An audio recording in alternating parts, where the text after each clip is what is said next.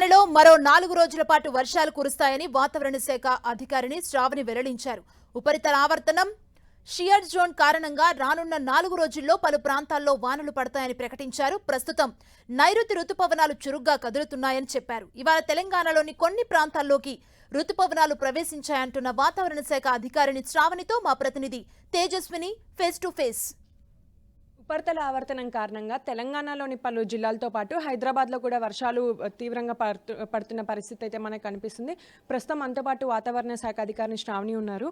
Madam, ఈ వర్షాలు ఎన్ని రోజులు పడతాయి? వీటి ప్రభావం ఎలా ఉంటుంది?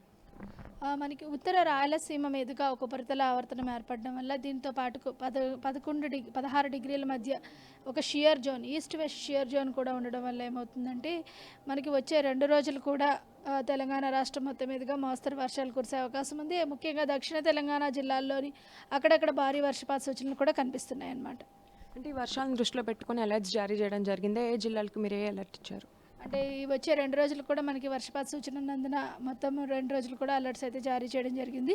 ముఖ్యంగా ఈరోజు భారీ వర్షపాత సూచనలు ఉన్నందున ముఖ్యంగా దక్షిణ తెలంగాణ జిల్లాలైన వికారాబాద్, సంగారెడ్డి, దీంతో పాటుగా రంగారెడ్డి, మహబూబ్ నగర్, నాగర్ కర్నూల్, వనపర్తి, జోగులాంబ, గద్వాల్ పరిసర ప్రాంతాలతో పాటుగా హైదరాబాద్ మరియు పరిసర ప్రాంతాలకు కూడా హెవీ రెయిన్ఫాల్ అంటే భారీ వర్షపాత సూచనలు అయితే అందించడం అయితే జరిగింది.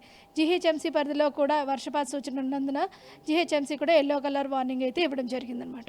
అంటే ఈ వర్షాలు రైతులకి మేలు చేకూరేలా ఉన్నాయి అంటే రైతులు ఏ విధంగా జాగ్రత్తలు పాటించాలి? ప్రస్తుతానికి దక్షిణ తెలంగాణ జిల్లాలన్నింటికి ఈరోజు కూడా వర్షపాత సూచన ఎక్కువగా ఉన్నందున రేపు కొద్దిగా తగ్గే అవకాశం ఉన్నందున ఈరోజు అంటే రేపు విత్తనాలు విత్తుకోవడం వల్ల కొద్దిగా మేలు జరిగే అవకాశం అయితే ఉంటుందన్నమాట.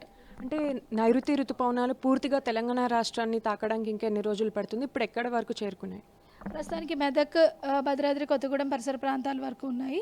మనకి ఇంకొక 2 నుంచి 3 రోజుల్లో పూర్తిగా తెలంగాణ రాష్ట్రం మొత్తంగా చేరుకునే అవకాశం. రైట్, మనం చూసుకున్నట్టయితే ప్రస్తుతం కురుస్తున్న వర్షాలు అయితే రైతులకు చాలా మేలు జరుగుతుందని వాతావరణ శాఖ కూడా వెల్లడించింది. అలాగే ఈ వర్ష ప్రభావం అనేది మరో 4 రోజుల పాటు కొనసాగుతుంది కాబట్టి ప్రజలు లోతట్టు ప్రాంతాల్లో ఉంటారో వాళ్ళు ఖచ్చితంగా జాగ్రత్త చర్యలు పాటించాలని కూడా సూచిస్తున్నారు వాతావరణ శాఖ అధికారులు. కెమెరా పర్సన్ రాజుతో తేజస్విని, హైదరాబాద్.